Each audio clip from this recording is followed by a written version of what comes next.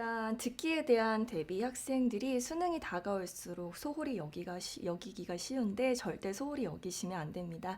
특히 이번 6월 모의평가에서는 계산 문제가 특히 까다로운 계산을 요구를 했고요. 짧은 대화의 응답으로 넘어가는 11번 같은 경우에 정신을 바짝 차리지 않으면 놓치기가 쉽습니다. 듣기 같은 경우에는 점심 먹고 가장 졸린 시간에 이루어지다 보니까 학생들은 의식적으로 점심 먹고 나서 듣기 연습을 해주셔야 되겠고요. 특히나 방학이나 주말을 활용해서 이어폰 없이 그냥 맨 귀로 듣기 연습을 하는 것도 중요할 것 같습니다. 그리고 29번 어법 같은 경우에는 단편적인 문법 사항을 물어보지 않아요. 기본적인 문장 구조 분석을 물어보고 있고요.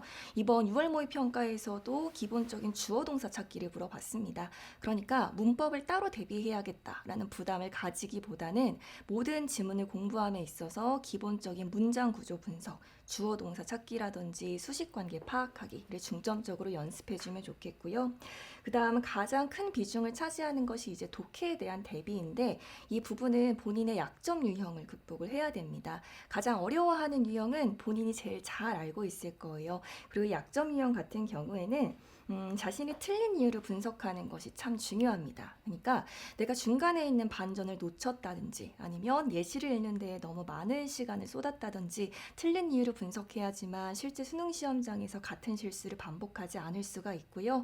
이 부분은 수능 특강, 수능 완성, 그리고 기출문제도 유형별로 정리된 문제가 참 많습니다. 그 부분을 통해 집중 연습을 해주시면 좋을 것 같습니다. 이 수능이라는 거는 1994학년도 수능부터 올해 치러질 수능은 2024학년도 수능입니다. 그러니까 수능이라는 제도가 저희 나라에서는 30년이 됐습니다. 물론 초창기 수능과 지금 수학은 많은 차이를 보이고 있지만 크게 수학에서는 1997학년도 수능부터 지금까지 크게 달라진 점은 없습니다. 사실 수학이라는 공부를 보면 저희가 학습 전략이라는 게 있잖아요. 개념을 공부하고 그 개념이 어떤 유형으로 출제됐는지를 볼 수 있고요. 이런 개념을 배웠다면 이런 유형을 학습해야 되는 거고 그런 유형 학습을 하고 난 다음에는 시험에는 실제 어떻게 출제됐는지를 경험해 볼 수 있고요. 이게 기출이라는 거고요. 그리고 사실 기출까지만 봤다라고 해서 모든 학습이 완료되는 건 아니거든요. 우리가 예행 연습이라는 걸 하잖아요. 그게 바로 실전 연습이에요. 그러니까 수학을 제한된 시간 없이 편하게 수학 문제를 풀 때와 시간의 압박을 받아가면서 문제를 푸는 거는 학생들이 뭐 차이가 없는 친구도 있지만 차이가 있는 친구들도 있습니다. 이게 시간의 압박이죠. 부담감을 느끼고 평소 하지 않던 실수도 유발되게 돼 있는 거죠.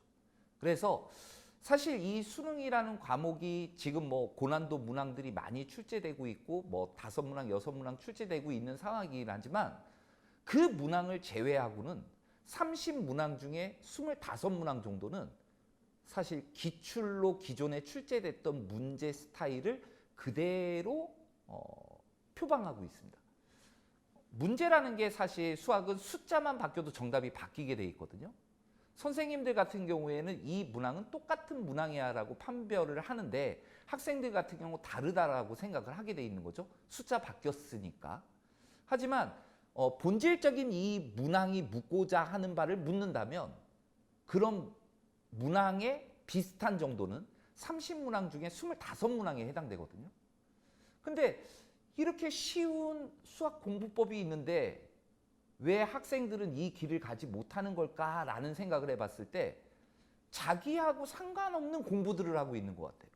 자기의 수준에 맞는 공부라는 게 분명히 나는 개념 단계인지 나는 유형 단계인지 나는 기출 단계인지 나는 실전 연습 단계인지 학생들마다 차이가 있는데 남들이 기출 보고 있으니까 나도 기출을 보는 거고 남들이 다른 문제집 풀고 있으니까 나도 문제집 풀고 있고 그런데 그 내용은 잘 기억하지 못하는 그러니까 뭔가를 하고는 있었지만 뭘 했는지 기억을 못하는 그러니까 분명히 문제를 풀어봤음에도 불구하고 시험 문제에 나온 문제는 다른 문제처럼 느끼고 있는 그런 현상을 학생들이 느끼고 있는 게 아닌가라는 생각이 들거든요. 지금 수능은요. 제가 확언할 수 있는 말 중에 한 가지는 30문항 중에 25문항은 기출 문제의 똑같은 과정의 문제가 출제되고 있다는 거죠. 새로운 문제라는 거는 정말 3, 4문제 정도밖에 안 됩니다. 그래서 우리 친구들이 어떻게 보면 그 문제를 맞추기 위해서 많은 시간을 투자하고 있는 격이기도 하지만 사실 아까도 말씀드렸지만 1등급 컷이 4-5문항 시절이라고 그랬잖아요. 그러면 사실 기출문제만 보더라도 2등급까지는 갈 수 있는 공부잖아요. 근데 2등급은 상위 11%입니다. 그러니까 많은 학생들이 자기 수준에 맞는 공부법을 잘 찾아 나간다면 자기가 원하는 목표를 좀 더 빨리 접근할 수 있지 않을까라는 생각을 가져봅니다.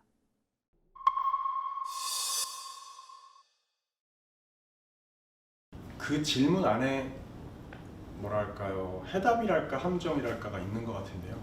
문제풀이에 어려움을 느낀다라는 말을 주목해서 받을 필요가 있는 것 같습니다. 그러니까 비문학 독서 등 문학이든 간에 이제 무턱대고 막 시간 재면서 문제 푸는 거에만 집중하는 학생들이 점수를 끌어올릴 수가 없어요. 그러니까 문제풀이에 특별한 요령이 있는 거라고 생각하고 접근을 하면 못 풀죠. 국어 시험은 한마디로 얘기하면 이런 거거든요. 자, 이 글을 읽어봐. 이 글 잘 이해했어? 내가 지금부터 5개의 진술을 할 건데 네가 지금 방금 읽었던 그 글의 내용과 혹은 형식과 부합하는 것 4개하고 그렇지 않은 것 하나를 골라. 근데 그 얘기는 곧 뒤집으면 결국엔 지문 자체를 이해하는 능력이 문제풀이의 어떤 능숙한 정도로 자연스럽게 이어진다는 얘기죠.